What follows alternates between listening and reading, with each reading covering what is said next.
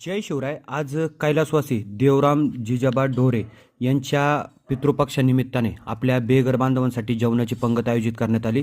तर कैलासवासी देवरामदादा जिजाबा ढोरे यांना मी आपल्या सगळ्या बेघर बांधवांच्या वतीने भावपूर्ण आदरांजली अर्पित करतो.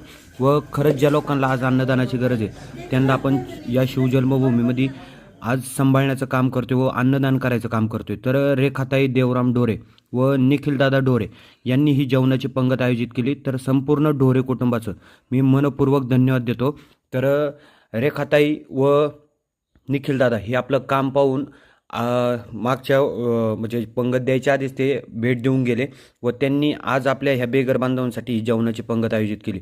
तर खरंच ज्या लोकांना अन्नदानाची गरज आहे, जे निराधार आहे, ज्यांना 2 घास सुद्धा भेटण्यासाठी संघर्ष करावा लागतो, त्या लोकांना अन्नदान करा.